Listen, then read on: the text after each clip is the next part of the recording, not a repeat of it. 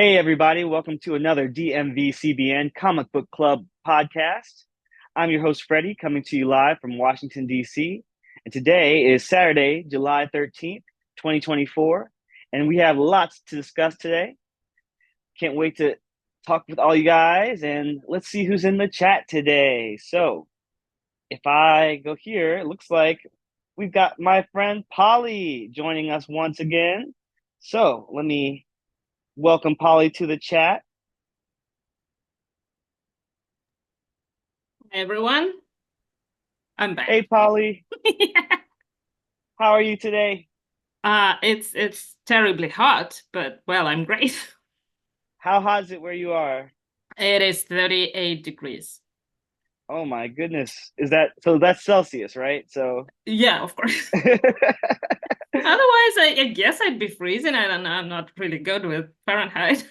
right. Yeah, over here, we use Fahrenheit. So, like, I think that's gotta be like around 100 degrees Fahrenheit. I don't know, somewhere like Which that. I just learned is about the same, like 38, around 40, maybe. Okay, So maybe like pretty 98. bad. Mm, wow. Like, luckily, right here in DC, it's not the worst it's been because it's cloudy today, so it's like in the 80s, Yeah. 80 in the Fahrenheit. And but well, we've had some really, really hot days recently, so I can sympathize for sure. But we're gonna try and cool ourselves off with some cool comic book conversation. And Absolutely. yeah, I've got so many things I'm excited to talk to you about today. But first, we got to discuss a bit of the trailers that came out this week. So, the first trailer that came out this week was Agatha All Along. Did you see Yes. this one, Polly? Absolutely, yeah. It was wow. It was a Yeah, lot. it Like was like what were you thinking? first of all, we're definitely dealing with like Wanda's death, apparently, because everybody assumed that she just took herself out and went somewhere, but apparently she Yeah, died. yeah, it looked like she died. I'm wondering. I've seen a little bit of speculation. Is this the Wanda who died in Multiverse of Madness, saving her kids? Or the other Spoilers. one. Yeah. Or the other one who died. Yeah, the witchy one who died supposedly. I mean, Um, she was dressed in like she wasn't dressed like the Wanda from the mountain. right. Because She that wasn't one dressed in the was red in a costume. whole yeah Scarlet Witch outfit. So I guess it could have been the other one, but Yeah, where because she is was wearing the normal clothes. Yeah, the yeah sweats. yeah.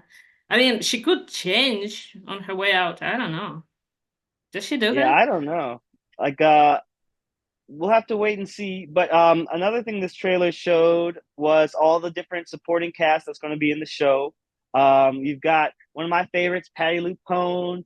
You've got Aubrey Plaza, another great actress. We've got Shasir Yeah, which Zameda is from surprising SNL. because she technically was in Legion.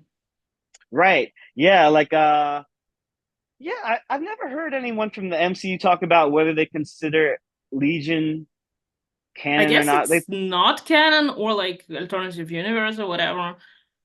yeah, But well, yeah, it never really was because it was like always kind of like if to me when I saw the first season of Legion. I never got around to the second one. I do want to watch it eventually, but it always seemed like X-Men adjacent. Like they didn't even really use X-Men characters except for like David and the Shadow King. and I think they referenced Professor at some point, Yeah, like they referenced his but father very. they didn't name him or like they didn't give us any sign that that's the professor we're talking about. Yeah, like did you So watch both seasons or just the first yeah, season? I watched the whole show and it was good. It was a little bit trippy. It was a lot Yeah. trippy, okay, but it was fantastic and it had like great acting and pretty messed up plots, but it was interesting. Do you have any do you recommend that everyone watches both seasons? I Was it mean, still good in season two? everyone, I don't know, but people who like to to feel very weird about what they're watching, yeah, they definitely should. Yeah, it was definitely a weird show. I remember But that. Yeah, and I think it was like in the same universe as Gifted, but I'm not so sure. Oh, really? I I'm never not thought sure. about It that. it was a weird time period. It was like very strange. Yeah. I mean, I will say I tried watching The Gifted. I did not really like it. So I'm happy to pretend that show didn't exist. That's just me. I kind of liked it. It was good at times. I can't say Hmm. that it was like what I wanted to see, or it had a lot of characters I was interested in, but like the Cuckoos or Lorna, stuff like that. Yeah, but it wasn't a very X-Men show. Right. Like all the characters I wanted to see on that show, I felt like they were kind of pushed to the background and they had the Strucker twins like as the main Who, characters and their whole family. I'm just like, which is funny because like whoever asked for a show about them? not me, I can tell you that. Me neither. I'd rather watch Jean Grey just sit around than those Right? kids. Yeah, at least one of the O5 or like, some of the real X-Men characters or anyway. But even the background characters like Lorna, like you said, Lorna and the Blink and Yeah. Thunderbird, like they seemed interesting, but I don't know. It didn't really I didn't stick I around think long enough to see. they seemed more interesting than the main characters, and like, why was one of the main characters like the father of these twins? I don't know. I don't Right. care what happens to him. Who cares about the parent of an X-Men? Not Why only is was he the that? not only was it about the parents too, but like they were like starting out the show as like mutant bigots and haters, like Yeah. until they found out that their kids were mutants. And I'm like, I didn't like how it centered those characters when they could have centered other characters as the main Yeah, it's leads. like here is a show about like Henrik Geirik. Right? What? He's But anyway, interesting. but I do want to just say one more thing about Agatha all along. So there's some speculation and rumors going around, and some mystery going around about who Joe Locke is playing. Mhm. Are you convinced that he's playing I Wiccan, am not or convinced because, like, why would he be hanging out with Agatha? And what the hell is going on in general? right? Technically I would be like excited if it was him, but it's so weird. Yeah, like I mean, I'm gonna watch it either way, but most people seem to be assuming that he's going to be Billy Kaplan Wiccan because he looks kind of like him from the comic books, Hmm. and he was famous. He came to fame in the show Heartstopper, which kind of reminds people of the character of Wiccan. But I really don't think it's him. I think it's going to be Nicholas Scratch, just because I know Marvel loves to throw us off like all the time, even That's with true. WandaVision. And That's true. right, like remember when they had that whole fake out with Quicksilver and it turned out to Yeah. be Ralph Hmm. Ralph Boner, like and uh and and Wanda did no not Wanda Agatha did talk about she did talk about her bunny Scratchy. Do Yeah. you remember that? Yeah, of course. So so Yeah, so we that's a know good that she theory. I like it. yeah, so we'll see. Like we don't know for sure, but I mean, we're just but gonna have to wait and see. how hard it is for Marvel to actually hide anything at this point. Well, Because honestly, they try to fool you, but there's always someone who just figures it out. It's so annoying. It must true, be true. terrible. You're And that's the trying to get thing. like to surprise people. And that's the thing. Like I did see articles from like a year ago saying it's gonna be Nicholas Scratch, but I just took it as a rumor because like it was so far away. Who knows? But then now everyone's saying it's gonna be Wiccan, and I'm like, well, is it though? Like I feel like it hasn't been confirmed. Like there was a Variety article that came out that said it, but then they erased it and edited the article because they don't know. So I think Marvel's actually pretty good at like keeping some secrets. As good as they Compare can be at this point. right, like compared to like do you remember? Well, not it's not that long ago, but like DC, there have been so many leaks for this Superman project coming up. Yeah. So I don't know. I Also, don't the know. other thing that makes me think that probably isn't Wiccan is the fact that he's like very emotional. The Hmm. character in the trailer is very emotional, and Wiccan is more like brooding. I Yeah. don't know, more serious maybe. So I'm not so sure. Yeah, like the way he's so close to Agatha in the Yeah, I don't in see the any show of in the Wanda trailer. kids acting like that. Right, like unless they're on a mission to like save that dead Wanda or something, And I full just Agatha don't in the see it. process. And then also let's talk about the fact that he's a recast. Like we already had a Billy who was not Oh, Joe Locke. I, I So don't know how old he is at this point. right, so maybe they recast him because he's older now, That if could he be, is that could be, Wiccan. yeah. But he doesn't even look the same. I mean, granted, you can dye your hair, you That's can another change your look. question. Like, is it Hmm. really him? And also the kid Look the same, who like, played him originally has grown older, so like they could have still cast the same character actor if they want. I don't know. They I'm do not sure if they. those kids can catch up to like the other young Avengers that we have. Hmm. But Right. then again, we had a young Loki who also could be there, and he was like about the not their age, a little bit older, but also very young. Exactly. So like it could be either way. Like we'll just have to wait and see. And I'm gonna probably like it either way. What do you think? Yeah, I'm definitely in. Like, I'm very excited about this show. Like Again, the tr I keep saying it. I'm more excited about this project than Deadpool and Wolverine for some reason, and I can't figure out the reason. Maybe like I'm terrified that it's not gonna go the way I want it to go. I don't know. well, I can say for me, I think this show is a little more in line with my interests. Like I like Wolverine and I don't really like Deadpool to be honest, but like I don't Yeah. hate Deadpool. Um but I have some nerves about what they're doing with the mutants and the X-Men. Like I don't know what to expect really. Yeah. But I will say for Agatha all along, like I am a big fan of musicals. I don't know if people who watch this channel know that, but like I love musical theater. So and then Patty LuPone is in it, and she was like, and it's a musical. Like she let everybody know there's going to be some songs here. And Oh, that's cool. Catherine Hahn, she did the promo where she was singing about the summary of the MCU. Did you see that? I haven't seen that yet, Oh my but I gosh, was about it's like I'm yeah, planning to it watch. everyone check out on YouTube. Yeah, Catherine Hahn was hosting the Jimmy Kimmel show the other night, and she did a little skit where she kind of just was singing an entire summary of what led up to Agatha all along. It was kind of funny.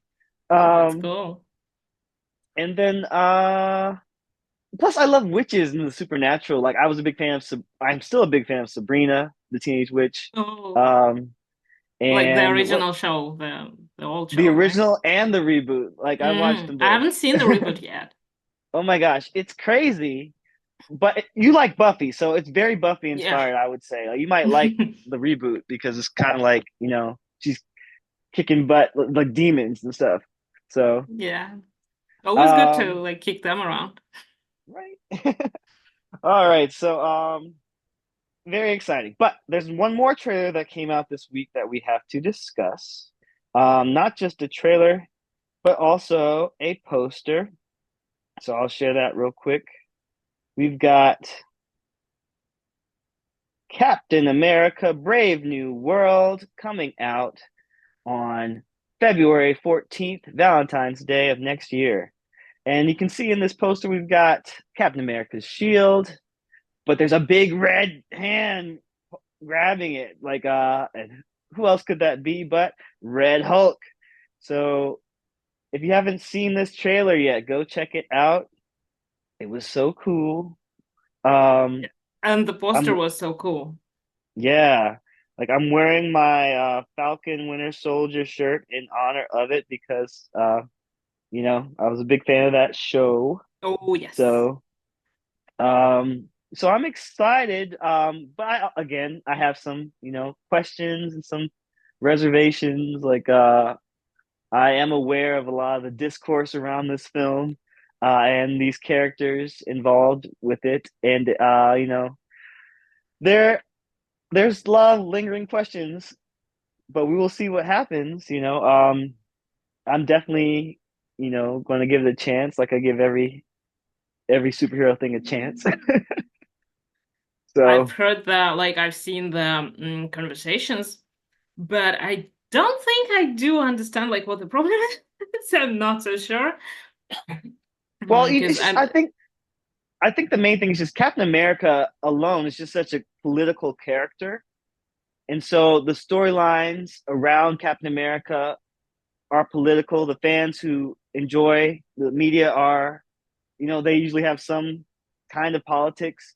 Um, I will say that as a Black American, I do have mixed feelings about Sam Wilson being like the face of patriotism for America. On the one hand, I love seeing a Black superhero.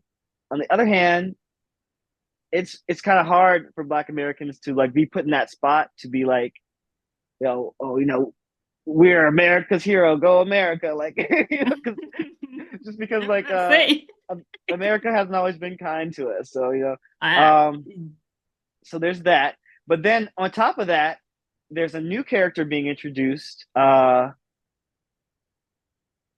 Fans from the comics know this character as Sabra, who's like an Israeli like agent, um, and right now this is yeah, just a very I see. complicated Yeah, I thing. see. Yeah, Yeah, okay. Well, regarding the first issue, I think that that's gonna be addressed in the movie. I hope that it will, because that was kind of a big theme in the show. yeah, and it was complicated during this run of the show. Like I remember seeing mixed things about it, lots of different takes about it. Um, and then there was Isaiah Bradley. Like I really liked Isaiah Bradley's character in the show, but now in the trailer we see him trying to assassinate the president, and like of course it's probably going to be like some kind of like mind control or something. Or But I don't know. you think he's really doing it? I mean, yeah, these Well, things maybe he has a happen. good reason. Who knows? Like I, Exactly, right. We are not there. We don't know. Maybe he has his reasons. I we're mean, gonna have to wait and see. But I just don't want them to villainize him, and I don't want to see him in trouble because I like Isaiah Bradley and I like the actor portraying him. oh yeah. Oh my gosh, what's his name? He was on Justice League. He Carl was in Lumley. Battlestar Galactica. Oh, cool. Yeah, he's a great actor. Um, so I hope they do right by him. Um, Harrison Ford as General Thunderbolt Ross. I guess President Ross now. That's interesting casting. Uh, did the previous actor pass away? Yes. Oh wow. I I mean, guess that's why they had to I guess recast him. that he would have reprised the role otherwise. Well, remember they recast him because in the original Incredible Hulk movie, it was wasn't it Sam Elliott or was that the first Hulk movie? It's I feel like probably there's been a lot of Rosses. I can't remember. yeah, I no, I think that throughout MCU he was the one and only. Well, they Because he recast the was Hulk a bunch in of the times. Edward Norton movie. He was in that. Okay, so he was in the Edward Norton movie, Yeah, but yeah. but Sam Elliott was in the Probably very the other first one one. with like the square head. Yeah. So yeah, I mean, I don't really care. I do think it's funny that Harrison Ford is playing Yeah. president again after like I remember he played president in Air Force One way back in the '90s. Um, it's just kind of ironic because everybody's talking about how old Biden is, and now I we think got old Harrison Ford. for me it was more like the question of, is he ready to sign up for another franchise that is like insanely popular? Because the way he treated Star Wars with like Yeah, hating everything related to that, he, it's weird. Like, what's yeah, he's going on kind there? of I a want to know. I want to know how you can make a person who doesn't like franchises join another franchise. Like, what right. kind of mind control is that? Well, is he in it just for the money, or does Yes. he act, or is he just lying and he actually does enjoy doing it, or like I Maybe mean, they because like blackmailed him. maybe, but like this is a commitment because not only did he have to shoot this film, but there were tons of reshoots as well, and he's playing a CGI character, so And that's a isn't big he gonna commitment. go in like Thunderbolts? Um, Possibly that would make sense. Like I could see that happening. I don't know for sure. So, that's interesting. One more thing I would say about that is like, there's been a lot of discussion online about, why can they recast Thunderbolt Ross, but they can't recast T'Challa. I mean, Oof. I I don't want to get too deep into this conversation, but I will just say that, my opinion, I respect what Marvel is doing with T'Challa or not doing with T'Challa at the moment, just because I feel like Chadwick Boseman's impact on the role and on the world was so huge. They Yeah. just want to let people grieve that. Yeah, you can't And just replace something like that because it was different. It wasn't just a background white character. It wasn't just like the character meant something to them, and the character portrayed by him meant like a lot to people. So that's a different thing to exactly, me. yeah, like he was the lead, and his movie took the world by storm. So like that meant a lot. But Thunderbolt Ross, he's just been in the background. Nobody cares about Yeah, Thunderbolt Ross. Like you can yeah. recast him 10 times over. Um, Besides, like eventually, Shuri would have become a Black Panther anyway, so right, that like makes sense. And we yeah, have his kid also in the yeah, story, so and that was I an don't see a problem emotional with that. reveal for a That lot that of people who was watched it. so wow. Yeah, so like I mean, I do hear the other opinions, and I respect their validity, but like I'm just saying my personal opinion.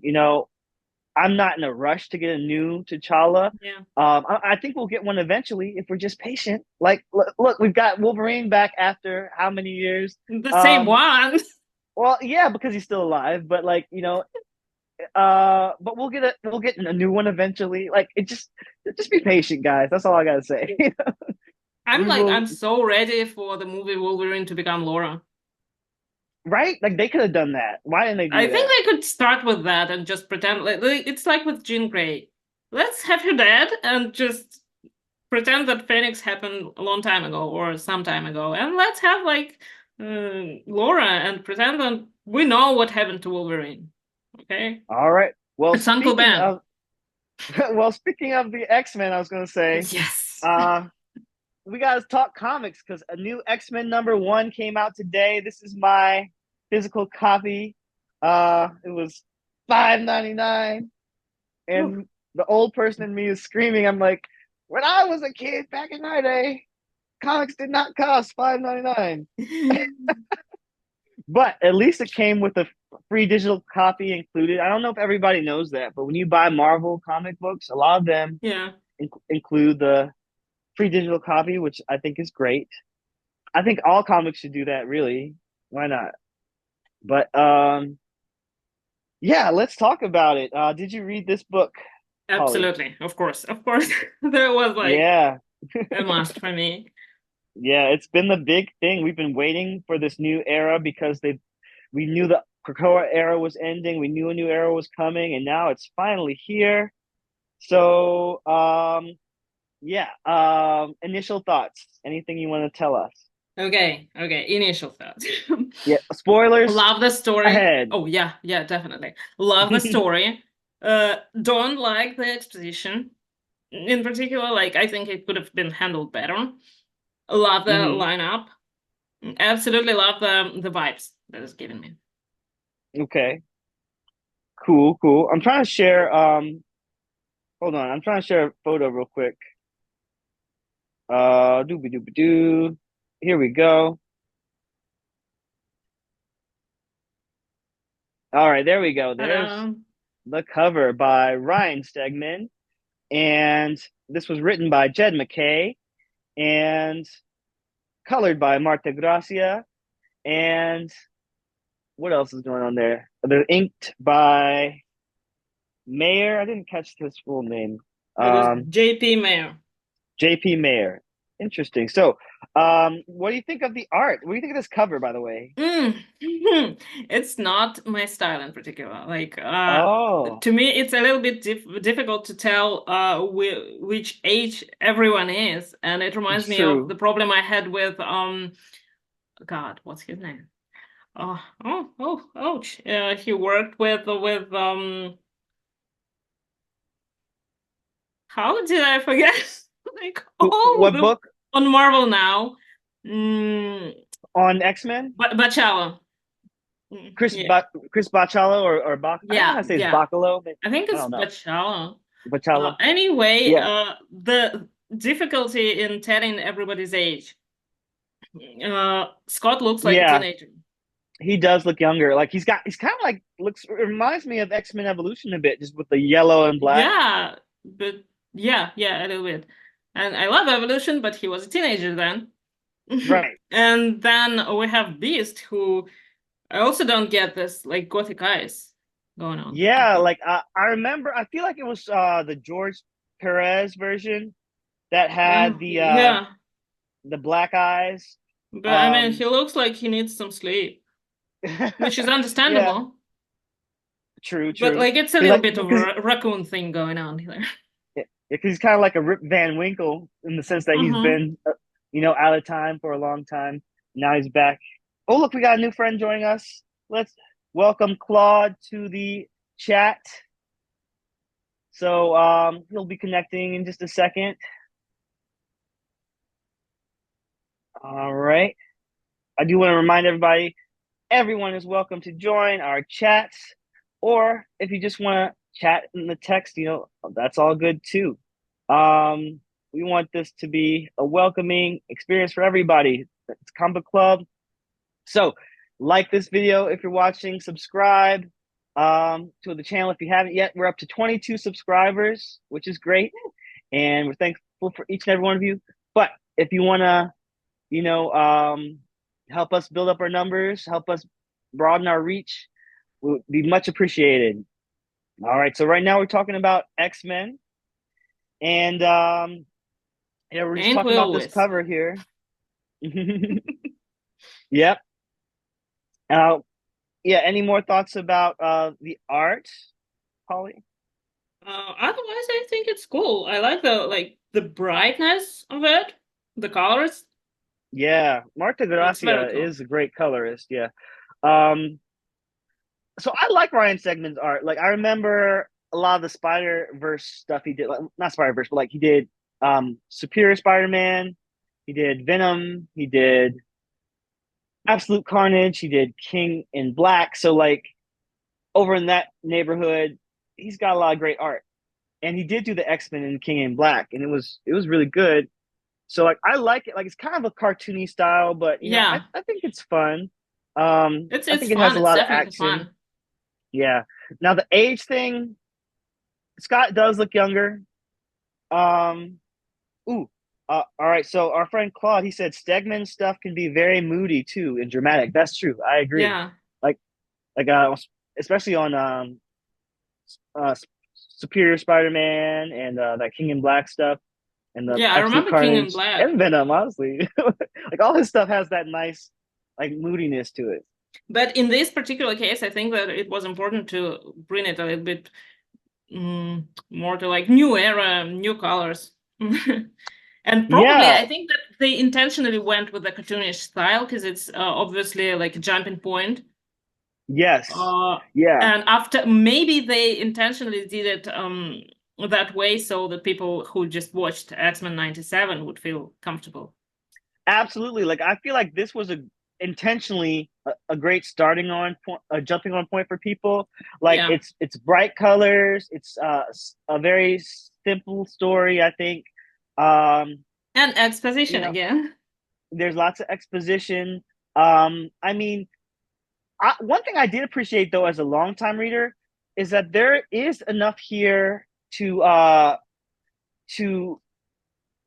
just to let readers who've been following the Krakoa era Yeah. to let you guys appreciate where we're at, because there's a lot of stuff being carried over. Like there's a little bit from every team. You've got Cyclops, from the X-Men team, you've got Beast and Kid Omega from X-Force.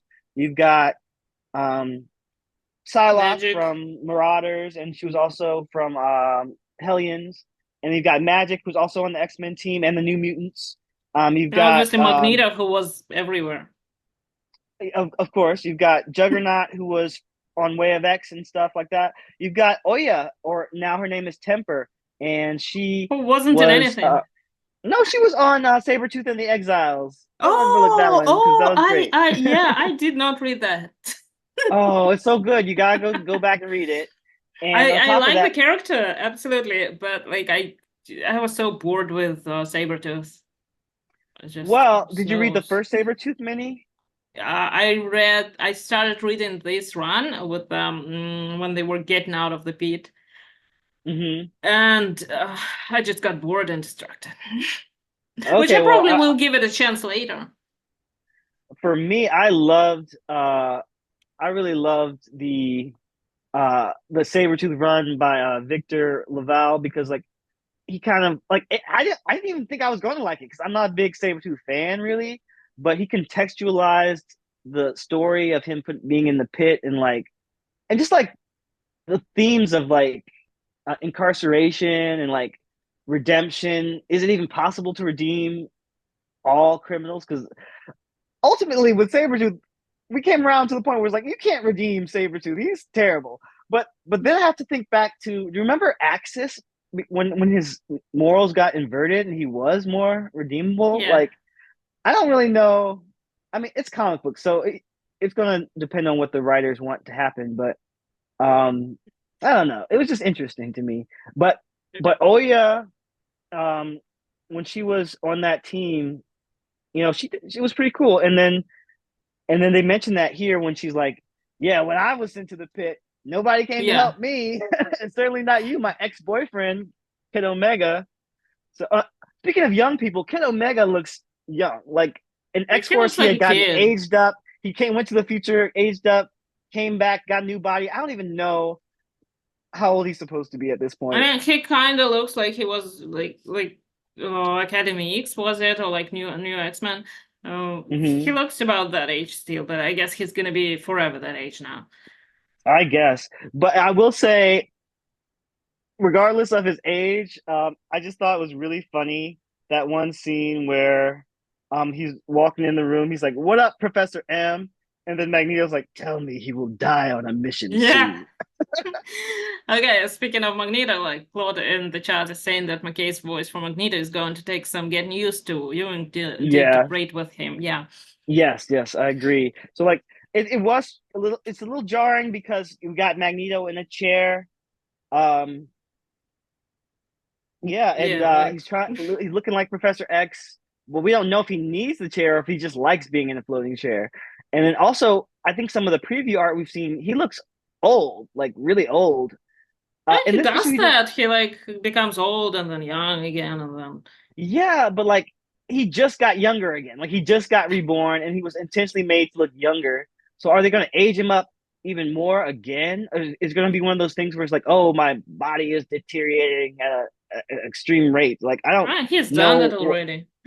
Right? Like I don't like. I feel like that's a dumb decision to like just re age him up as soon as he's young again. Like give it some time, right? But let's see what Yeah. they're saying in the chat. Claude says McKay's voice for Magneto is going to take some getting used to. Yeah. Yeah, that's Oh, what because you I read that one. Okay. And he read. said the yo-yoing of Magneto's age needs to be studied. Yeah, it's crazy. It's always back and forth. Yeah, So, and but I guess like Rogue is married and there's nothing to do being young. but I do want to go back to Oya. I keep calling her that because I do not like her new code name Temper.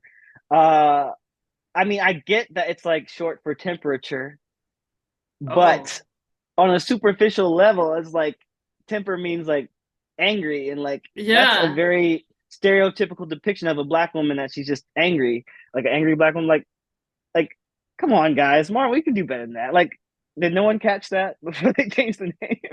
And besides, she had like a great name that meant something. Right. Like, it was rooted in her culture, and Yeah, yeah, exactly. Yeah, So I why don't would you know. ever change that? It's like, I don't know. I'm not too. I don't know if I like her new look either. It's kind of like a Bride of Frankenstein. She got streaks on her hair, and I don't know. Like, I mean, it's not terrible. I mean, I kind of like that. It's like it does give you the hot and cold vibes. Like she's kind of That like an reminds me of Iceman that and a king pyro. from that kid from the what is it? My Hero Academia. Oh, I don't know He's too like much about that. originally he was kind of very much like her, but she was I think she was written earlier, but I'm not sure. Mm. But like he had this Well, two sides thing going on with his costume, and she didn't. well, I think. well. I'm just glad that she's on the main team on the main book. I feel like that it's good to see black characters who aren't Storm get some promotion, Yeah, that's yeah. About damn time. right? I mean, I love Um, Storm, but like she's not the only one. exactly. Let's see. I do want to shout out Glob. I loved it when Glob showed up. Like he's like, "Hi guys, I'm here too." That was cute. And that Um, that chief of the police, her reactions yeah, like ah. that was so funny. Uh, look, speaking of costumes though, how do you feel about Magic being back in her black costume? I mean, what was she wearing before? I keep Well, like she had like an it's upgrade to like a gold costume, remember? Like oh right, at yeah. towards the end of the Yeah, Krakoan era. I'm good with it. It's kind of like I don't think it's very different from what she wears all the time. She kind of always Right. looks similar to me because there's always the No, shorts they and the boots, the top yeah, and the sword. they've pretty much gone back to this look, which is another Chris Bachalo Yeah, creation, and it's kind of become her iconic look now because with the big sword and the black and everything. yeah. I mean, it's fine. It's like I don't really get like the popularity of Magic. She's cool, I mean, I but think she's it's like because she's mean and like very dark. yeah, she's kind of like gothy or get and Yeah, she's like um she's a teleporter. Every team needs a teleporter. Um, I mean, I get it. I guess I get it. I don't know. I'm not her biggest but fan, but it's I don't like hate her. I think she's like also the least Russian ever. Oh yeah, like who's more Russian, her or her brother? Oh, her brother definitely. I mean, all he All talks right. about is his kolkhoz. Is oh yeah, he does. Yeah. Um, now when she was hanging out with Juggernaut, that was so funny because it reminded me. Do you guys remember Kieran Gillen's run, like his first run of Uncanny X-Men, where like it was like towards the end of oh actually this might have been Matt Fraction's run actually. Yeah, where Colossus became Juggernaut. So Colossus, Mm, Juggernaut, mm, and Magic were hanging out and doing stuff. Um, yeah. yeah, that's all I got to say about that. Um, Well, actually, I wanted to like circle back to the costumes. I don't think that sure. any costumes in this whole book wowed me. Like there was no, wow, this is a cool costume. Yeah, I mean, out of all of them, I think I like Cyclops and Juggernaut the best. Like Cyclops, I think he looks good. Is it my Quentin favorite has Cyclops like an look? interesting costume. It's a little bit ska punkish, which is kind of his Yeah, look. yeah, it fits him. Um, so Juggernaut, like it's pretty much the same except just black and red, and it's got that big X on it. So like Yeah, it's kind of cool. like Um, branding. yeah, you gotta have the branding now that you're on the team. Yeah, Psylocke, Psylocke looks pretty normal except she's just she more looks like covered up. very casual, Yeah, she's got kind of like a Black Widow. jacket. Oh yeah. Well, I think it's like Black Widow's costume and like jacket from Rogue. Maybe that's where Oh she yeah, got yeah. I it. can see that. I can see that. Yeah, but she's got the purple, which is, her signature color. Well, So yeah, that's all that really matters. she Like, don't shocked. don't give her any weird colors. Um, let's see. We Claude got we says, got any character stand out as your favorite on the team so far? yeah. Oof.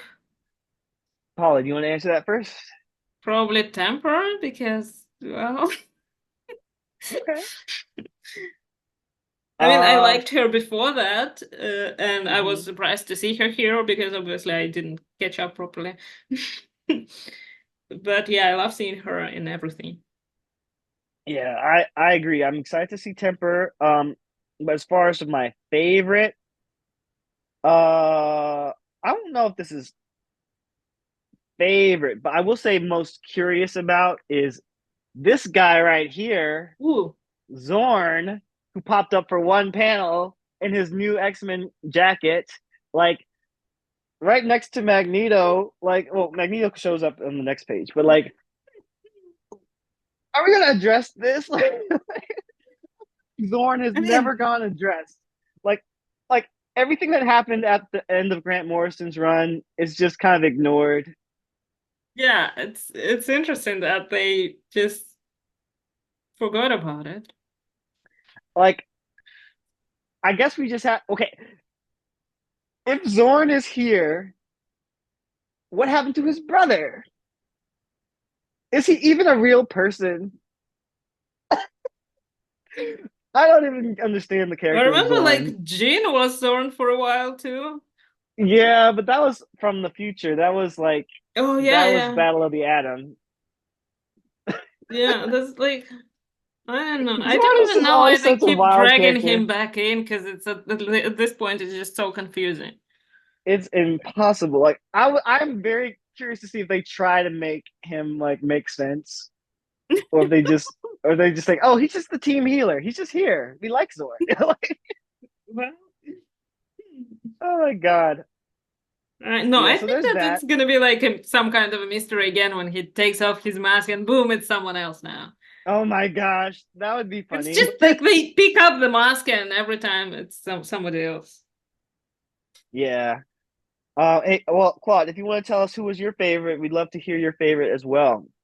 Um, I do want to mention that Wolverine showed up. Not only did he show up, but he was like they had to go save him because he was, um, you know, being Bad at his tortured job. by. Yeah, yeah. I mean, here he is up on the X Cross again, just like that famous Uncanny X-Men cover. Um, yeah. So these guys, I think it's like the U-Men. Did they say that's who they were? No, that was the next, I think the next phase after Human. Yeah, they call them the Orcus Remnant, the fourth school. So basically, Yeah. just like more Orcus people who want mutant powers, who as adults they like steal their powers. Okay, so Claude says Beast would be his favorite so far, but fingers crossed that they'll do something interesting with Quentin Quire. Yeah, agreed. Yeah, I think always. they both intrigue me because like Beast got probably the most lines this issue. Just the way he interacted with the sheriff, and well, I guess she's the. Do we know what kind of police person she is? Chief She's a Robinson, police sheriff. chief. Yeah. Oh. So yeah, yeah, I liked his interactions with her. Like he was pretty friendly, but he did show a little hints of darkness and like, you know, trying to figure out his place in the world. So I think he'll have a big role. Quentin, again, another mystery character. Like, is he old? Is he young? Is he good? Is he bad? We'll find out. Well, I actually personally like Bad Quentin more because like Yeah, he's just terrible. When he's bad, he's terrible, and when he's like good, he's bad like just mean. or like evil or rebellious, because there's a Oh, difference. you know what? I like when he's rebellious and he steps over the line and becomes evil. Okay, okay. We shall see. It could go any way. That's what makes it interesting. Um, so the X-Men have decided to live on the Sentinel factory in Alaska, Yeah, where they like to torture themselves. yeah, I mean, they want to make a big statement. They're like, we had to stop this big old sentinel that I guess Oya might have frozen. Um, Hmm. and then Scott's like, yeah, let's leave it there a little while longer so that the people in town don't forget what they owe us. So Yeah, which that is was kind interesting. of a new thing for the X-Men because they're always like, yeah, we're gonna save you and you're free to hate us, but please don't. But now they're like, we saved you, so you're kind of obligated to not hate us, which is, I like that. Like to me, this kind of reminds me of when Scott was leading his revolution team and they were staying at the Weapon X base in was that in Alaska too or somewhere cold? Uh Canada, somewhere. Uh yeah, there was lots of snow everywhere. That's all I remember. Um but as far as number ones go, okay, so first of all, we have to just acknowledge the fact that we're just chasing the glory of the X-Men number one that came out in the 90s that I think was one of the biggest selling comic books ever. Like if you don't know about the history of that one, I do have a copy of it somewhere, but yeah, the Jim Lee, Chris Claremont X-Men number one of 19 I think it was 1991. Was that the right year? Um that book sold a ridiculous amount of copies and basically saved Marvel from bankruptcy, from what I'm told. Yeah, I don't want to give all the history because I don't want to get it wrong, but I do think that you know every time they reboot it, they're just trying to chase that high. They're like, X-Men sells, right? If you put number one on there, it's going to be huge. So we'll see But how then much this issue there is sold. a I mean, I legacy think. number. So they're fooling you. It's X-Men number one, but like it's actually you have to like read 1015 issues before that.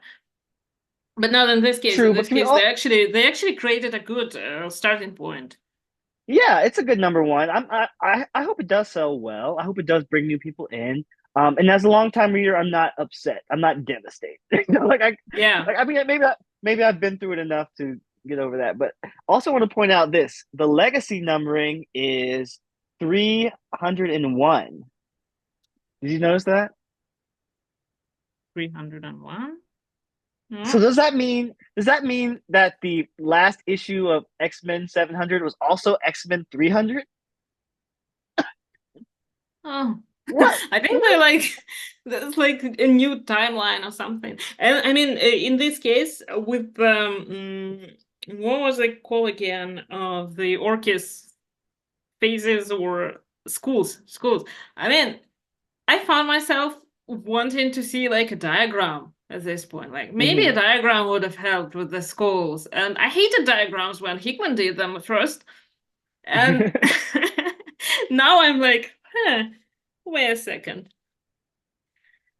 Yeah, I just want to know where they got this 301 number from because I don't. Well, you have to, I think you have to count back to like 300 issues before that.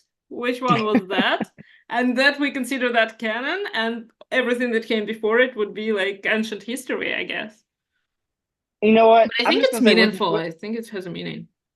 you think so? Because I was just about to say I don't think it means anything. I think Marvel just throws numbers on these books and hopes that it'll sell because, like, like I remember with the recent Daredevil volume, they were getting the numbers wrong. Like they would print it the number here, the legacy number, and then they would be like the wrong number, and then people would call them out and they'd be like, "Oh, our bad." Well, no prize. Yeah. So as long as we can find the book, that's all that matters, right? Um, I do want to shout out this little moment. This was also a funny moment when Juggernaut called Ileana a brat. So that makes me wonder, like, he's not a fan of Charles Xavier, but is he a fan of Charlie XCX? Because that Brat album has been the talk of the town on Oh, Twitter. Like, well, I don't know. I like haven't heard it. yeah, we got Charlie XCX. She's got to do a whole Marvel crossover. I feel like that's This makes perfect sense. Who knows? I mean, they're dressed for a Charlie XCX concert, and they're Yeah, black aren't they always dressed for some leather. kind of concert? But I would see them like more at some hardcore metal show with this outfit. Sure, I'd love to see I it. mean, I mean, Ileana would like be X would Men be Evolution or awful something. in a mosh pit with her spikes. Well, Juggernaut could just like catch everybody, just like hold everybody up because he's so strong. Yeah. Um, let's see. Okay. Did you notice this? Because I gotta tell you, when I read this book, I thought I read the whole book, but then I redeemed my digital copy and I read the digital copy. And did you know there's an extra page at the end? Um, which Did you one? scan this QR code? I don't think Have I you seen did. this? Like after this page Where with the is Sentinel, a there's second? an extra page, and they didn't print it in the printed copy. So you have to scan the That's QR code. tricky. Yeah, but it seems to be part of the plot. So I'm gonna share the extra page with you You guys. mean Yeah, like the letter page, right? With the letter from the no, not the editor, letters no? page. So yeah, this is why I want to let everybody know there's an extra page to this comic book, and I'm gonna share it right now on the screen. Uh, because this is important to the story, guys. Um, we're gonna learn a bit more about who the villains are, and we don't know who they are yet because they are in shadow. Can you see this page? This is the extra page. We've got four characters: the Zealot, the Doctor, the Means, and the Chairman. They're all in Wait a shadow, second. and they're around a big circular table with an X on it. Yeah, why is one of them wearing a helmet? Why is one of them wearing a helmet that looks suspiciously like Charles Xavier's helmet? Yes. And we suspiciously saw him last time pretending to be Mm-hmm. dead. But another one of them is bald and looks. If I had to guess, I'm like, is that Cassandra Nova? Yeah. Uh, the Zealot. The Zealot says, "What I said. Fourth school is a waste of our time and resources. The great work will not be accomplished with allies such as these." The Doctor Serious says, bad guys. politically, yeah. Can you read Claude's comment? Yeah. Mysterious bad guys with oh, excuse me. Mysterious bad guys with weird titles, very McKay. Oh yeah, like he's good at like introducing new mysterious bad guys. He did the Ashen Combine in Avengers and the what do you call them? The vampires in Blood Hunt. But you So notice here we, how these mysterious bad guys are always like sitting in a panel discussing something. of They're course, never yeah, like you gotta have chilling in a room, you know, with a pizza. a. Why Well, is maybe that? they already Oh, had pizza. but there is two of them. Yeah, so look in the back. The doctor has Yeah. somebody behind them, and if I had to guess, I would guess maybe Omega Red or Sabretooth. Judging from the bangs. Somebody, somebody with long hair who looks strong. Yeah, maybe But, Sabretooth really, because he but then, always also just. the question is: Mhm. are these characters mutants or are these characters human? Honestly, I Or think they're mutants. we'll find out eventually. But basically, they call themselves 3K. So I wonder if that's like 3,000 or if it's like I don't I know what hope that they're not from means. the future, because Yeah, who knows? The one with Charles Xavier's helmet says, "Patience. We are constructing a magnum opus, preparing a crucible from which a whole new world will be born. A great work is never a quick one, and our work is great indeed." So, I mean, I do think Professor X has been kind of evil going into this new era. So I could see him being like leading a team of evil. bad people, including I mean, Cassandra he should Nova just and embrace it. uh, I'm very intrigued. I want to see what that like. I was so shocked to find this extra page. I was like, "What?" You know, the irony is that this extra page could have made, for me personally, could have made the X-Men #1 book Like if it was originally there, way more exciting than it was. So why did they hide it? Well, hopefully now that you've seen it, your excitement levels are back up. No, it's yeah. Well, I think it has something to do with like the QR code page has some kind of like, you know, Yeah. what do you call it? Like zig, like it gives me the feel of like, I don't know, like the internet, like 3G or instead of 3K. Like I don't know what they're trying to go for here, but I think it's something interesting. We'll find out. Maybe three of them like have names starting with K. I don't know. Maybe And the the fourth is three just... oh no. We do not need the KKK. We Oh, already got the Orcas. but 3K, come on. Well, actually, that makes sense. Okay, Jed McKay, we see what you're up to. The villains for this era is the KKK. All right. Again. And Claude is saying that I wonder if these bad guys will appear across titles. Doesn't the Crocon from the previews have a helmet like that? Oh I yeah, think, I yeah, think I have that's a heard good about that. point. Yes. Yeah, great point, Claude. So definitely this might cross over with NYX. We'll see the Krakoan in Mm. that book. Oh, that's I'm very excited about. And yeah, we'll see where this goes. I'm sure that they have something tying all this stuff together. We don't know what yet. All right, so any final thoughts about this book? Well, now, yeah, wow. I can't believe they did us like that. I'll say one thing I want to see more of is Psylocke. I feel like Psylocke is an understated character because especially this version of Psylocke, Kanan, like she's very silent. She doesn't talk a lot because she doesn't like talking to people. So unfortunately that leaves her character kind of underdeveloped and they just kind of like even this in this book, like she's like quietly lurking in the shadows But that's and kicking ironic. someone's She's a butt. telepath. She doesn't need to talk to people. Right. She can like easily communicate with them. And it was a cool scene, like when she was like just showing up in the shadows about to kick these guys' butts. Like, yeah, I love it. But when she got the butterfly psychic signature and Yeah, I everything, feel like Betsy got a lot more development after they yeah, like returned to and their that own bodies. so they better give Kanan some development because like she deserves it after all this time. After like, I mean, she got some in the Krakoa era, but not a lot compared to Oh, Betsy, like well, you said. So, yeah. all right. So shall we move on to another X book? Yes, All right. certainly.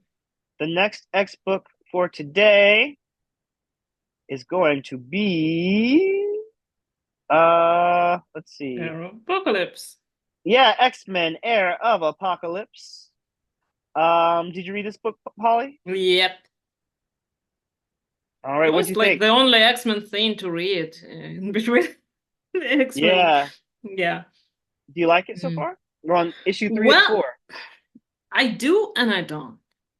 Okay. It's exciting, yeah. It has a lot going on. It has like some old drama. Again, it has Apocalypse as a villain, which he is. Uh, let's not pretend he's not. Mm-hmm. And but the issue I had with it is that again we see characters die and we want to emotionally be emotionally invested in it, but we can't because we know that they're not dead. Right. Like I knew from the start, I knew from last issue that these characters were not dead. Yeah, of course. They killed like 3 characters last issue, and some of them were big characters. Like they killed Monet, they killed Exodus, they killed Apocalypse. What do you call her name? Armageddon Girl. She's not the biggest one, but I was mad when they killed Monet. But then I was like, you know what? She'll be back. So this Yeah. issue, they killed even more. But then we do find out in this issue they're not dead. Like I mean, at least kill somebody permanently. well, that's not what this book is about though. Like I don't want to go into a new era with some of our fan favorites being dead. Like I'm glad that they came up with a stupid explanation for why they're still alive. But you know, this book is kind of light, but I kind of like that. Like it's only 4 issues, not a big commitment. It features a lot Yeah. of fan favorite characters. Uh, they're in pretty classic form. You got, on the cover we've got Apocalypse and Archangel fighting like they always do. So like it's pretty true to the characters. I kind of like it. I like Apocalypse being, you know, Evil. antagonistic. Uh, Yeah, I did not like it when they tried to make him into something he's not, like into a leader. He wants to be a leader, but he is evil. Come on, like he well, is evil. well, I actually did like his portrayal of the Krakoa era. Like it was very nuanced. It was very complicated and complex. It was doing something different with him. He was going back in time to shed light on his origins and his family, and it worked in the context of Krakoa. But now that we're moving on from that, I'm okay with a more classic Apocalypse as well, where like this panel, this is one of my favorite panels. Look, he said, "No one allows Apocalypse to do anything," and then he beat Archangel. He's like, "Don't mess with me. Like I am the OG baddie." Like I thought it was cool. Um, He was like biting off more than he could chew because like Arcandle historically does not have the best record when he tries to fight Apocalypse. yeah, of course. Like yeah, Archangel. At least I mean I'll give him props for standing up to Apocalypse, but yeah, we don't expect him to He's win that always fight. like, trying to get into this drama and trying to like once and for all figure things out with Apocalypse and it never goes his way. Why keep trying? Just give up Right. already. So I think that's the big question about this book. Like, will any of this matter? Why does No. Apocalypse need an heir? Like, he still has living children. Has he disowned Death just because Death was like on Storm's side last time we saw him? Like, where is Death? Um, we saw Genocide last issue, which I don't even know what's going on Nice with names. Genocide. Right? Death and Genocide and Apocalypse. Yeah. Uh, Very cute. yeah. So so yeah, I don't know what's going on, but I'm here for the last issue and see if this gets carried on into the future. So the last X-Men standing are we've got Cable, Danny Moonstar, and Cypher, I believe. And I love those characters. I think especially Danny Moonstar. Like Yeah. I don't want I don't One of want my her to favorite characters. flips, but I'm glad Ooh, that I she's got actually, fans. you know what? I'm not sure that I don't want her to become an Arab apocalypse because, like, if she would start operating from the shadows and do some shady stuff, I don't know. I could see that. Mm. Maybe. I mean, like Danny has too much going on already. Like she's also a mutant and a Valkyrie, and I like mean, is she like still doing anything as a Valkyrie? Because every once in a while she'll pop out with her Valkyrie powers. Like I think in the last, like in the realm of X, I feel like she did something I think like with the Valkyrie powers. Horse. Maybe like I mean they just need a writer who's going to give Danny some focus Yeah, and absolutely. and like whether she's the heir of Apocalypse or not, like just give her a book where she can shine because And I'd like her to like shine on her own, not tie her to any other characters. Because they keep doing it, they keep like writing her into other characters' stories, they keep like mm, to feed her into like stories where she not does not necessarily get the necessary attention. yeah. Well, who do you think is going to win this battle to be the heir of Apocalypse? I mean,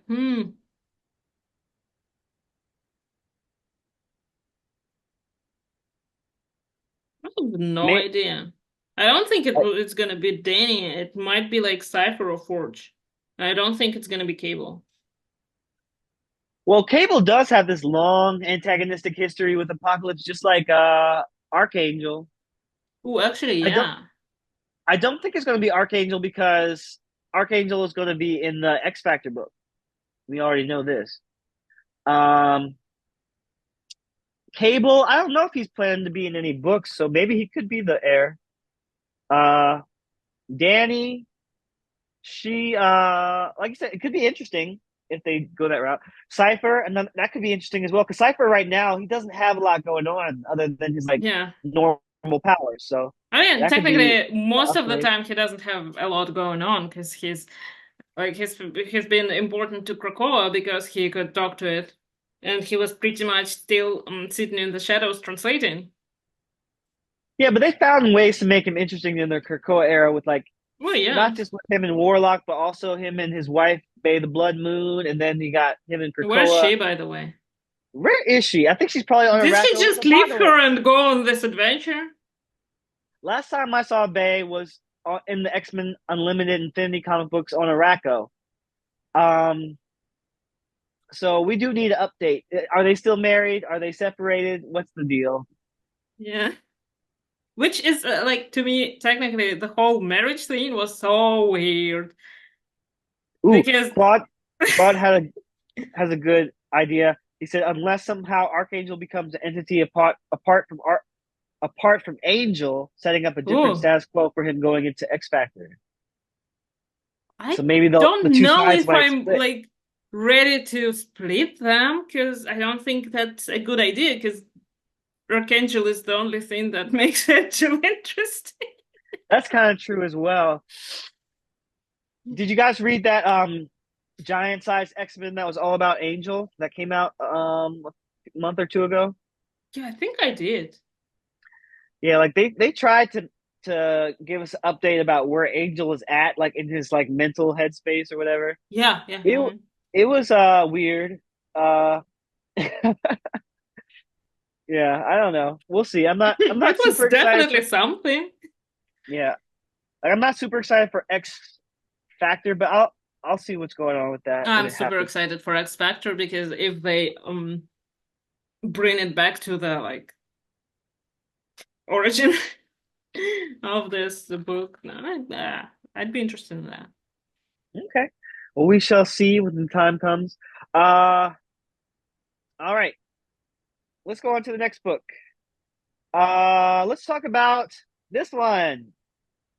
Teenage Mutant Oh, Ninja Turtles. Oh wait. Claude does say X Factor and Dazzler are his most anticipated books because of the cast. Okay. Yeah, I mean, yeah, I I am don't think excited that to Dazzler is gonna like have a long run. I'm afraid to get attached to that book. it sounds like a mini. It sounds like We'll a see. 4, maybe 5 issue book. Yeah, we'll see. Yeah. Oop. I don't know too much Yeah, about it. Claude says he thinks it's a 4. Right.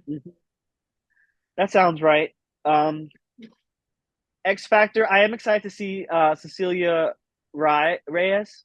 Right. Um, because she's always been an interesting character for me. Uh, yeah, I think the cast could be interesting. I don't know.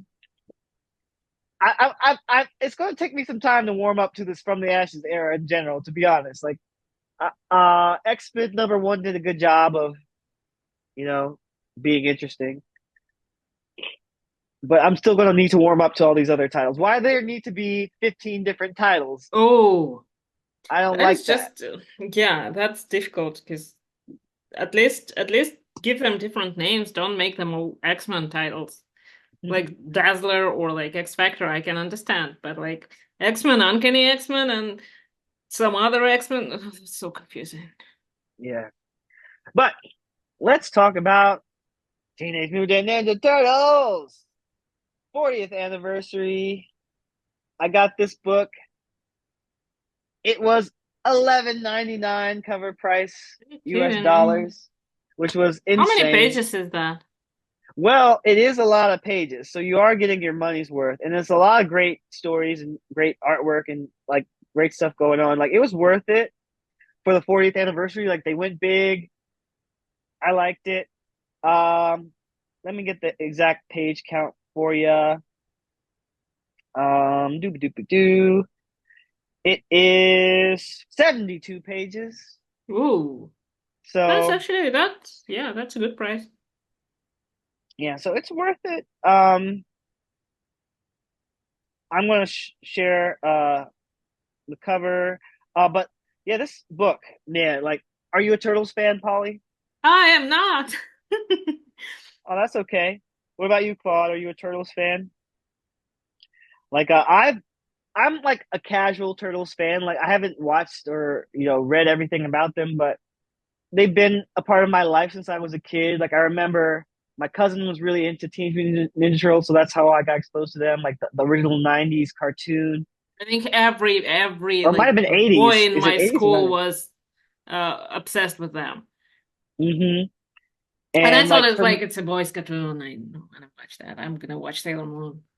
okay, yeah. I will say that for me, my era of Turtles is really the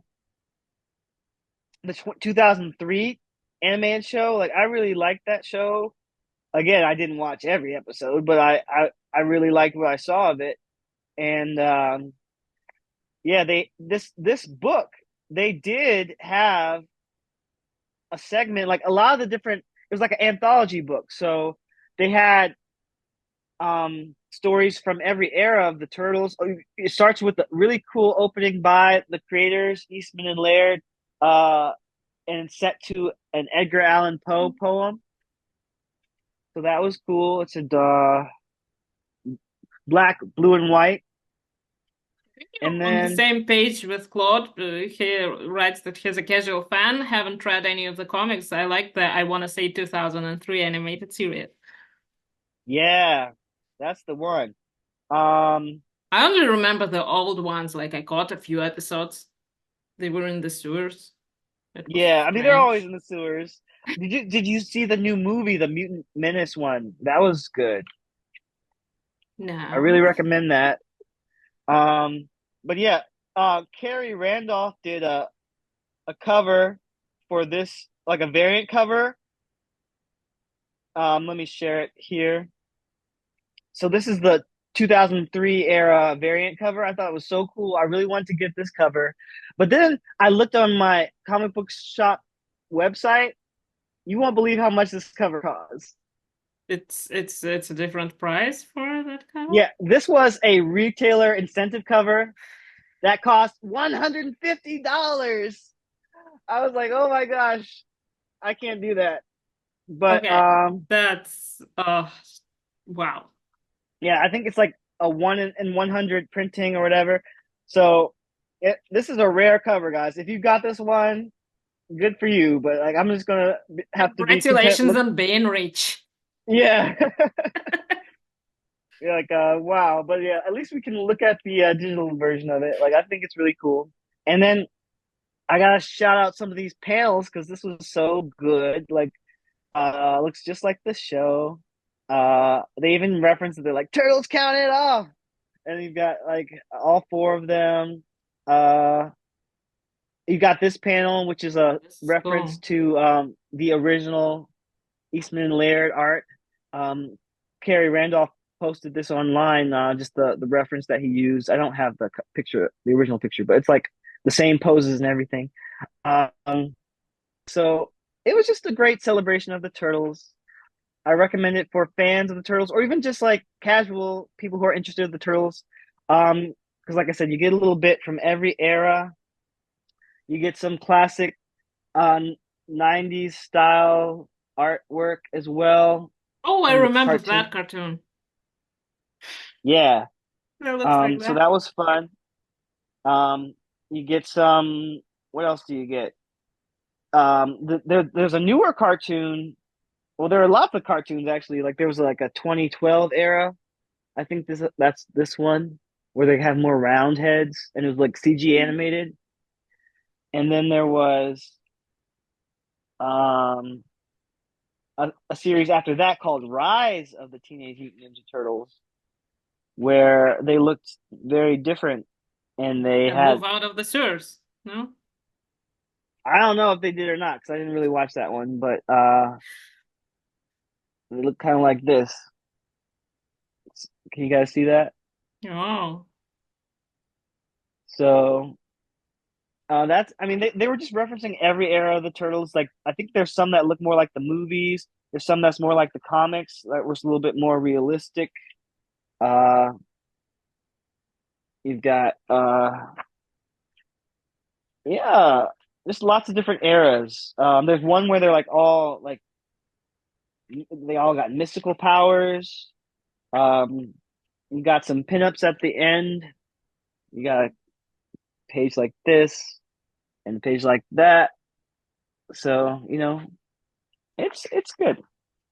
And I learned some new stuff too. I still don't even know who all these turtles are. Like I feel like there's some new turtles. Who are these people? Does anybody know what turtle that is? It's a I think Wolverine turtle. a Wolverine turtle and this one, a Doctor Strange turtle. Yes. No, it's Turtle Strange. Yeah, I don't know anything about those turtles, but I'm excited to find out one day. I think one of them is a girl turtle. I don't know. I think I saw a couple girl turtles with like a yellow mask, so that's interesting. Um, Actually, I'm still like not sure which one of is which of them of the four original ones. well, I like it when they're color coded, okay? Like I think in the original Turtles comics they weren't color coded. They all had like Oh red God. masks or they all had I think it was the weapons that you could tell them apart. But now that ever since the 90s, like blue is Leonardo, who's my favorite. Red is Raphael, orange is Michelangelo, and blue and purple is Donatello. So Okay. Good. Good to know. yeah. And they're all named after Renaissance painters or people, I guess. Well, Um, actually, they artists. hmm. Not just people. Well, maybe just people too. I don't know. Well, I'm just saying they didn't all paint. I don't think because like Michael, well, did they all paint? Leonardo, Michelangelo, Donatello, Raphael, were they all painters? Yeah, they all painted. Okay, Pretty, pretty sure, yeah, they all painted. Among other things, because they did other things too. right. That's the thing. They You did know, lots of other Renaissance things. people were really Renaissance people. Exactly. Yeah. All right. Let's move on to the next book. Uh, what should we talk about next? Ultimates, I guess. All right, let's talk about Ultimates. Ultimates number two. Um, yeah. So in this book, we see the Ultimates fight a villain named Midas, who's like basically wearing the golden Iron Man armor, and he's evil. He's an unabashed capitalist. Like he loves money and gold and exploiting everything. I'm like And sitting he's here. I like money and gold. right, and he even turned the White House into gold, which sounds like something somebody we know might try to do. uh, yeah, it's a very timely comic book. Like it definitely deals with uh political issues from a modern lens, and it even kind of has some commentary that contrasts it with the original Ultimates run from the 2000s. So it's interesting. I mean, like I've said before, I do like Denise Camp as a writer, like from the Children of the Vault miniseries that he did last year. Uh, I'll be honest though that I'm just not a big fan of the art by Juan Frigeri. Like it's not bad, it's just not great. I actually enjoy it very much. Yeah, I know you like it. A lot of other people like it. Maybe I'm just a weirdo, but for me, it doesn't reach the Brian Hitch levels of like quality, but it's not bad. It's pretty good. It's just not. I feel like it's hard to follow Brian Hitch, for my opinion. That's all. What are your thoughts? I mean, to me, it actually, I think it makes the same, I don't want to call it a mistake, but it's kind of the same to the Children of the Vault in the sense that it could be its own story. And I think it would make more sense if it was its own story, not as part of the Ultimates, but maybe like the Avengers Twilight, something like that.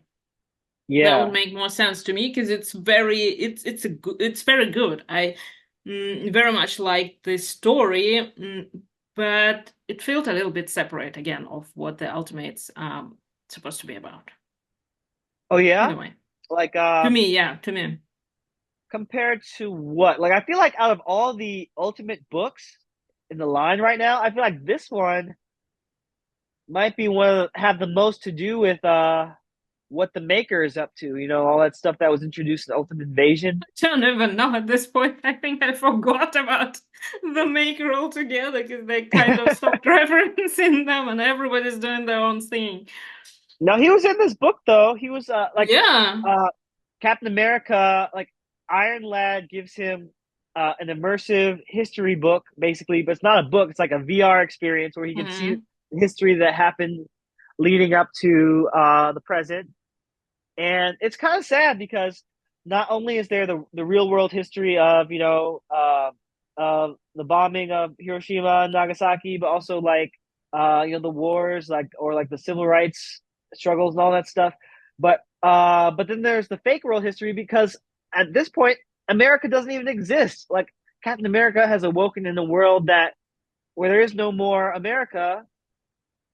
What is what does the guy call it? He's like the region of the United States of Commerce or something. Yeah. It was. It was kind of a funny moment because somebody was like, "Oh, that sure rolls right off the tongue." Um, yeah, it was interesting. Okay, I think maybe the point I'm trying to make here is that it should be a story and the whole concept that should be in one book, not spread across One book. different books. Maybe that was the thing for me because it would be easier to follow and it would be easier to tell the story too. Because You it's mean kind of this whole alternative history thing and like it has a vibe of its own book. Maybe to me, it just I don't know. like? Do you mean like as a alternate universe AU or like? Yeah, yeah, yeah, yeah. Okay, I mean that's how I see it as well. Like, yeah, it's a different take on Avengers, placing them in a very futuristic context. Uh, I did like that this issue introduced America Chavez, Hmm. and it really tied into the theme of like, what is America? America? Yeah, like I thought that was interesting. I do love Captain America. Like I don't know how many people saw, but last week I was doing a deep dive of Captain America comics because it was the 4th of July, and I was reading a lot of Captain America. I didn't really talk about it as much, but uh, apparently I'm a Captain America fan. Like I didn't realize this I, because that same uh, thing happened to me with Daredevil. I was like, at some point, I just realized, oh my God, he's like one of my favorite characters. right, like I've read so many Captain Shocker. America runs. Like over the holiday, I was just like organizing my like comics. I was like, wow, I've read a lot of Captain America. I I have love when that happens. like I haven't read everything, but I've read way more than I realized. That's And cool though. Like you go like so many years, and then you realize that wow, yeah, apparently like I that's my I favorite started character. collecting Captain America comics with the Ed Brubaker run around like the civil like Mm. this was before like, around the Avengers Disassembled era. And then so between that and the Avengers books, like I've been pretty much reading Captain America ever since. Like even throughout the different changeovers. Like right now, there's a great run by J. Michael Straczynski. If anybody's interested in talking about that on a future episode, let me know because I have a lot I could say about that episode, but about that run. But anyway, back to Ultimates number two. This was a very Captain America centric issue. Uh, and that said, like so I've seen lots of different versions of Captain America's origin, and not just his origin, but specifically retellings of him coming into the future, right? Because every time they do it, it's like a bigger time gap, right? Because like first he came back and it was the '60s, but then he came back and then they updated it there was an 80s what if story. What if he came back in the 80s? And then there was, you know, The the movies. Ultimate 2000. What if he Yeah. came back in the 2000s under the George Bush era? And then there was the movies based, and then there was a Captain America Man Out of Time update miniseries. Uh, and so like there's been lots of different versions of this. So like the thing that this reminds me the most of is Earth X, because in Earth X there was no America. It had completely fallen apart. So you had Captain America trying to figure out his place in the world where America doesn't exist. And so here we have that same kind of idea. And not only does America not exist, but he's found and grouped with a group of so-called terrorists, which is kind of crazy. Uh, so he has to figure out his place, and it's interesting. I am intrigued to see where this goes Keep because he's ignoring the fact that he keeps waking up in different times and mm, kind of, yeah, I think it makes it easier to relate to him, to understand his character again here now that you mentioned it. Because I really keep forgetting that it's weird for him. Keeps getting weirder and weirder. yeah, and it's just more and more removed from the 1940s. Uh, so that said, I would like to see more of this version of Cap interact with normal people, if possible. But he's not really in a position to do that right now. So maybe further down the line. Uh, Claude says he finds it a little hard to connect to the setting since it's very much not our Earth or the 616. And I can understand that for sure. Yeah. Um, That's probably also one of the reasons why I'm not sure that it's ideal for Ultimates, but then again, it works just fine for me. yeah, I feel like the point of Ultimate Books is to give us a different spin on it from the 616. Uh, yeah, I'm glad to see America Chavez here. I'll be honest, like I'm not a big fan of it, of the characters being kind of written like, I'll say it, like the white savior trope, like, oh, we gotta go save this poor immigrant girl. Like that's the same thing that they did in the Doctor Strange Multiverse of Madness movie.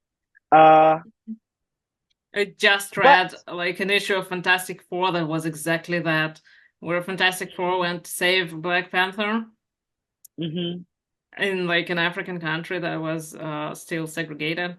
I was mm, like, oh, yeah, it's an old trope, and I'm ready for something different. Like, but I do think that Denise Camp is aware of the optics. I think he's going to, continue to introduce more diversity to the team. That's what he's promised, at least online. Uh, yeah, because that just seems weird to me. Like you have a chance to do a fresh take on the team, and you have all these original characters, but you can't like make one of them, you can literally make a whole different. other team. That's you have a Yeah, blank slate. but yeah, I'll give it a few more issues to see, what happens. I think next issue we're gonna get maybe a Native American Hawkeye. I think that's on the horizon. We'll see. Any other thoughts about this book? Oh, well. Is it like, oh, which one is your favorite at this point from the Ultimates? Me? Like from the lineup of the books. Is it like Um, Ultimates, Spider-Man, Black Panther, or X-Men? that's a tough question because honestly, I don't like this version of the Ultimate books. To be honest, like I've never been as hyped for it as other people are because I didn't see a need for it. Like I was over the Ultimate books, and then they brought it back. I'm like, okay, I'll see what's going on. I mean, some of the books are good. Like I'm I'm intrigued about what's going on in Black Panther. Ultimate Spider-Man is okay. This book is interesting. I can't. I I guess I'll say Ultimate Black Panther is my favorite so far. What about you? Same Ultimate Black Panther, but like I was not happy when in the last issue they changed the artist because it just Yeah, I it's love the frustrating. art so much, and I don't. I don't think the artist was bad, but it is frustrating to see fill-in No, issues that early on, like like before you even hit 6 issues in, you already have yeah. a fill-in artist. It's always frustrating. I like the sense of like continuity. I like it Yeah, when the run is whole and like you can have guest artists, but maybe for like some segments of the book, not for the whole book. yeah, But I understand that like it's difficult to keep up with the schedule and stuff like that, and it's just in a perfect yeah. world, there would be one artist per the whole run. Like I always say, I would prefer if they would just delay a book until the artist finishes it, rather than force it to come out with fill-in art. Oh, I would But ideally I would like read trades. I would just want all my comics in trades because it's easier to read for me. that's interesting. Like I heard someone say that the other day that they should just stop selling like Singles. print singles and only do digital singles and then print trades. I don't know what impact that would have on the industry, if that would be negative or positive, uh, I think it would but be I will say negative that because a lot of people are still collecting singles. yeah, a lot of people still prefer like printed singles, and that's the way it's been forever. That's the I way mean, there it's are hard. books that are getting sold out quickly, like the Ultimates were. So Yeah, so yeah, I don't know, but let's talk about another book featuring Captain America. Let's talk about Avengers Blood Hunt. So this was like Avengers number 16. Did anybody read this book? I have not, but you know that I'm waiting on Blood Hunt like Right, to right. be over so I could read it. It Yeah, looks Claude, cool. let us know if you read this book. I read it and I thought it was pretty good. I mean, it was the ending of the tie-in to Blood Hunt. So like I like the first 2 issues better. I feel like the ending fell a little flat in comparison to the first 2 issues that led up to this, but it wasn't bad. It was still good. Um, you get to see a different team. You get to see on the cover you've got Captain America, you've got Hazmat from Avengers Academy, you've got Hawkeye, Kate Bishop from Young Avengers, you've got Hercules, you've got Quicksilver. So it's like an interesting mix of characters throughout Avengers history, and it's a nice little ragtag group. Like I love seeing them come together because of what's going on. Like sometimes the Avengers make their team roster based off of like they're just picking who they like, who they know or Mm. whatever. Like they're sitting around the table going like, I like Black Panther or I like, Wasp. But this time it was the event that brought them all together. And that happens from time to time. I like that. It's like that's what the Avengers are about. Like they come together to solve a problem that can't be solved on their own. Yeah. Claude says he hasn't read it, but he was really interested in the Avengers tie-in because of the lineup. Yeah, it's a great lineup, and it gives a lot of insight to each character. Like each character gets a couple of moments to really shine. So if you have a favorite out of these, I definitely recommend it. Again, it kind of ties back to Captain America's 1940s history because the villain here is this Bat guy. What's his name? Man Bat? Not It's not Man Bat, and it's not Baron Blood. It's Sure, sure. like he's a lot like a DC character, but what's his name? It's like Blood Guy, Mr. Blood, oh, whatever we want to call him. He's just an old Call him Man Nazi man. Bat. He's an old Nazi man bat vampire. Yeah, So that's he's evil, and we hate him, and we're happy to kick his butt. So that's all I have to say about that. okay. Claude says that I like Quicksilver, and anytime I can see some Avengers Academy alumni, I'll take it. Yeah, I will say like there was this really funny moment where they reference Avengers Academy because like okay, I was so let me share this panel because I died when I saw it. It's not Loved really a Avengers spoiler. Academy, by the way. Yeah, Avengers Academy was a great book, so I do want to recommend it for people who haven't read it. For me, Basically, the it's like premise the is X-Men school books, the Academy school books. Like, so cool. I love that. yeah. Do you want to tell everybody the premise of it real quick? Ah, ooh. The Avengers have an academy.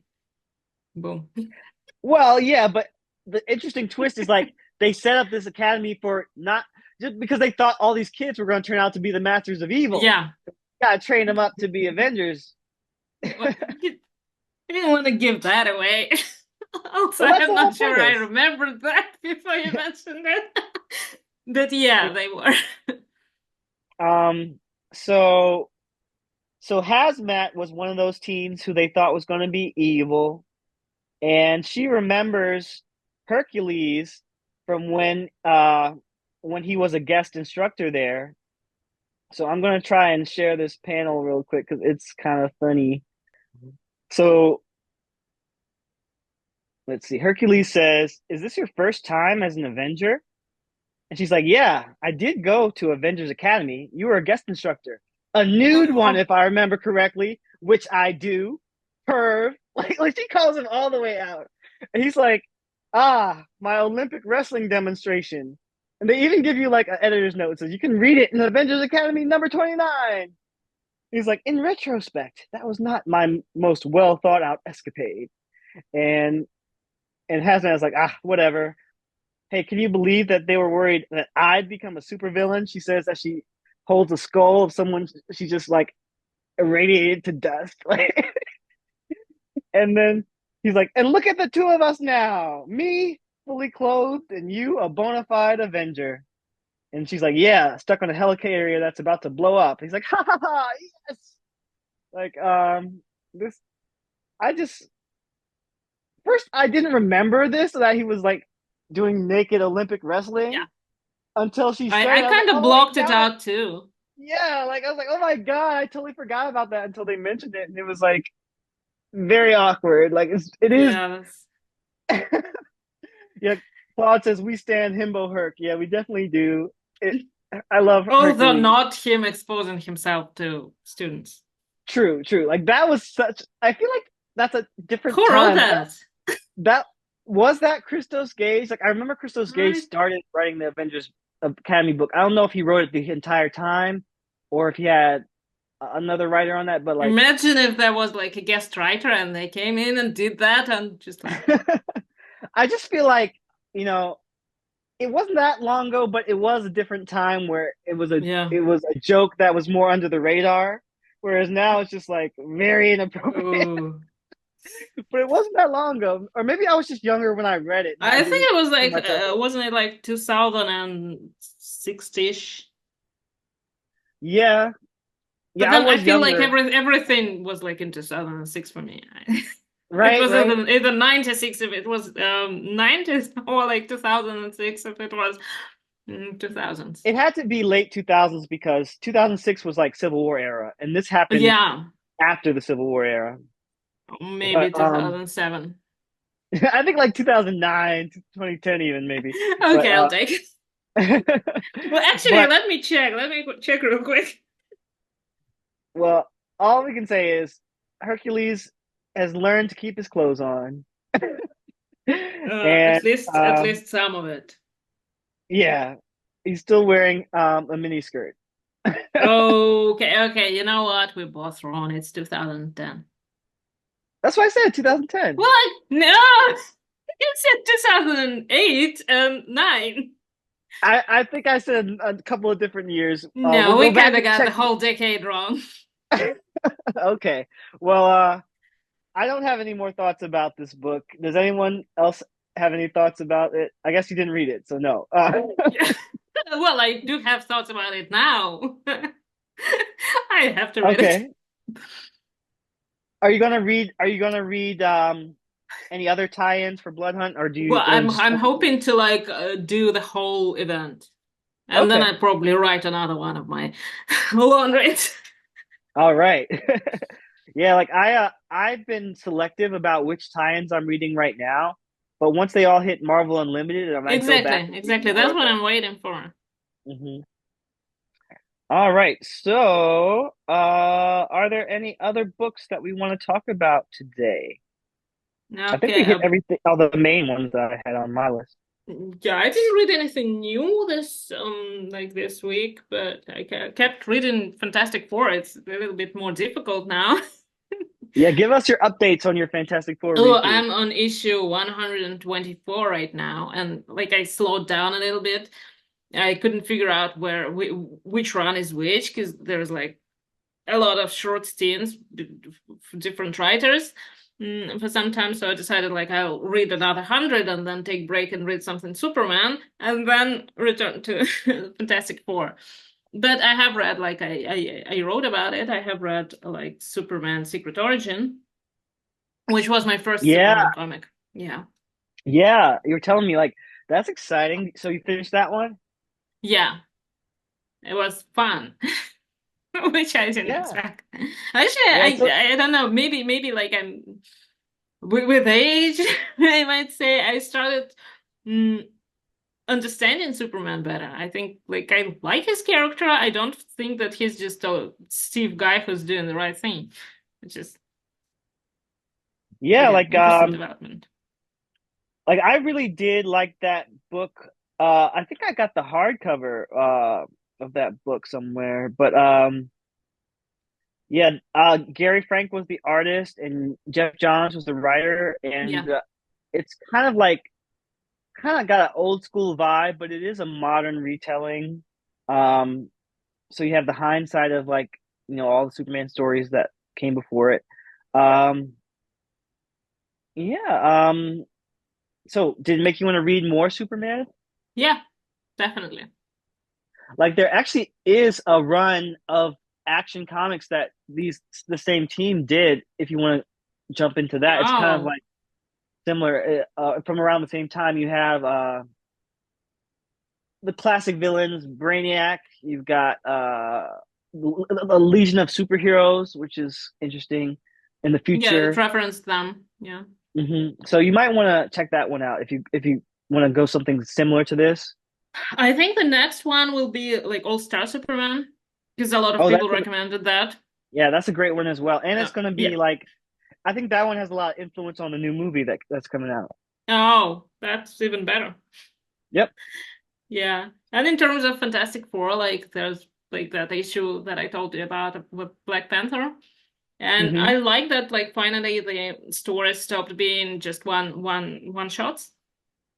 Yeah. Now they like span several issues and they become more complex and complex and complex. And the only thing I think that I'm not excited about any of the characters, like I don't find them particularly interesting yet.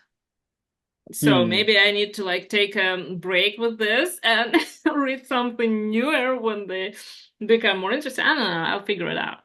Yeah, you might want to try a different era because, like, I'll say for me, the era that got me into Fantastic Four was the Mark Wade, Mike Wieringo run, and that one was like everything Yeah, at I the feel like time. Mark Waid is like good in every possible way. He's like one of the best writers to do Fantastic Four because they kind of give the same vibe to me that I got from his take on Daredevil. Yeah, like it was really great, and you can find like the back issues online on Marvel Unlimited or in a trade, but Yeah, I'll look it up on Unlimited, definitely. yeah, and it's a different take. Like if you hate Reed, I know Reed is not likable in a lot of old books, and I think also you've seen how much I wrote about how much I hate Reed. yeah, So I understand. But I will say I feel like Mark Wade has a different take on Reed than that. It was my first exposure to him, so that's why I like him more than you do because like it was just totally different. It was not like bad Reed. It was better Reed.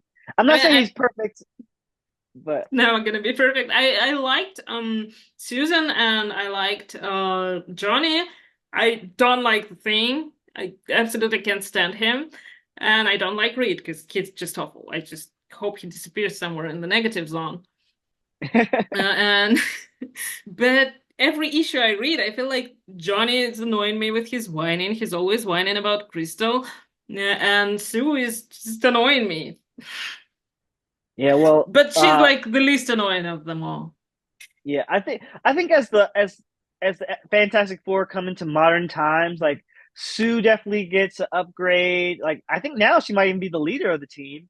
Um, Ben, he gets his softer side and he's much more likable. Johnny is No, less whiny. I think like Ben at this point, he's like received his softer side already from the writers, but I don't like it. I think I just don't like him.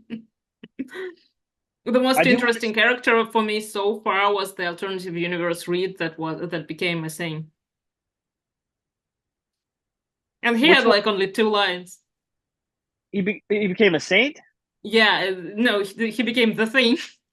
Oh, he became the thing. Oh, I Saint. don't know that Oh one. God, nah. Saint Reed. No. Like we need at least one good read out of all the bad ones. No. That one was bad too. He was like very bitter, but he Oh was my still gosh. more interesting. Okay, well, I'll take your word for it. I haven't read that one. I do want to mention Claude says he got Kid Venom #1, but he hasn't read it yet.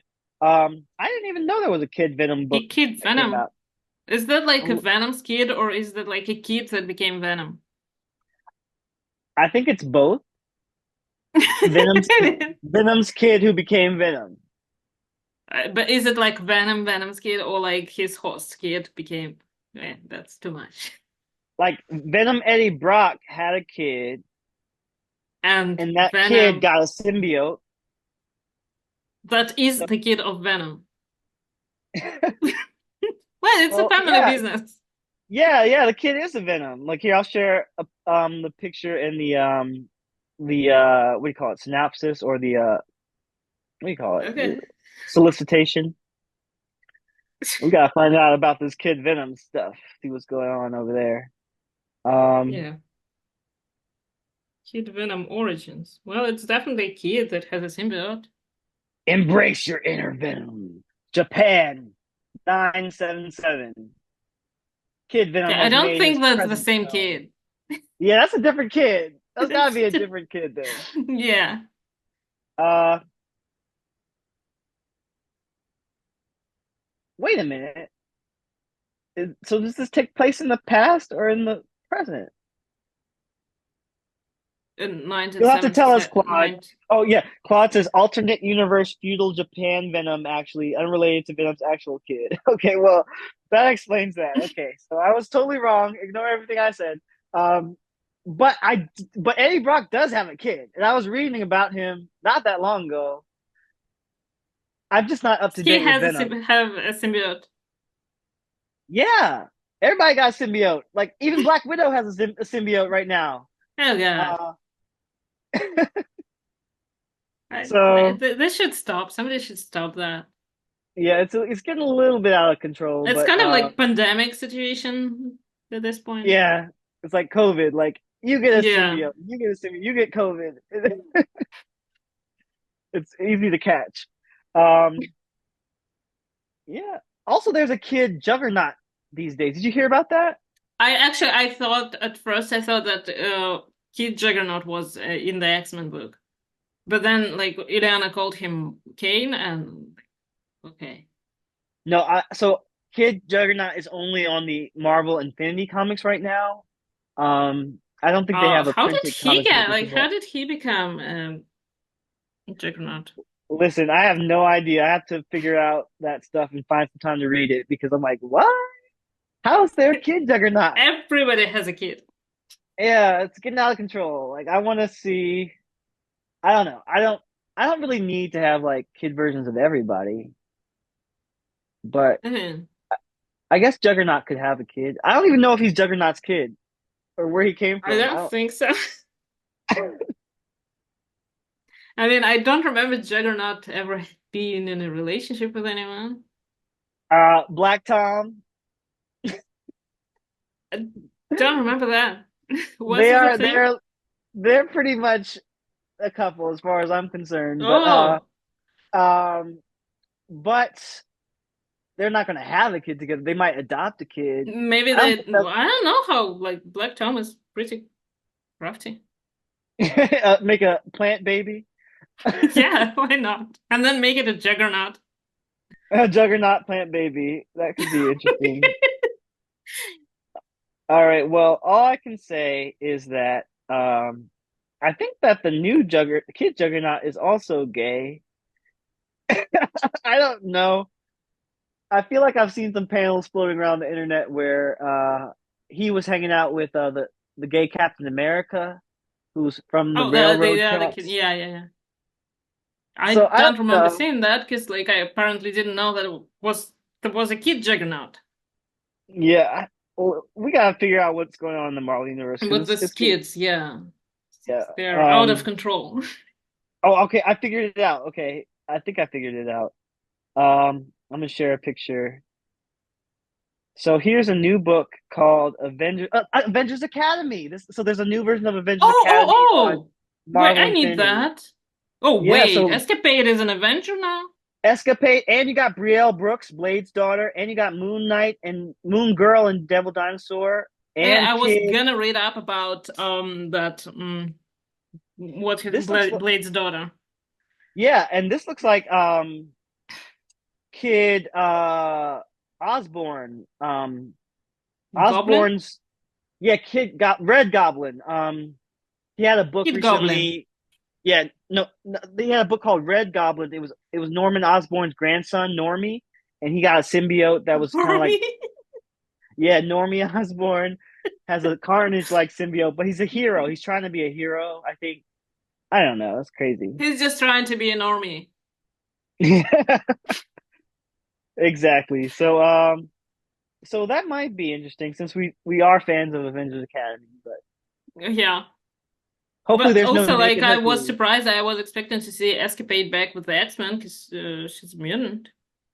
Yeah, but you gotta have a mix of everybody, right? You gotta have some mutants, some Avengers, some Spider people, yeah, some Inhumans.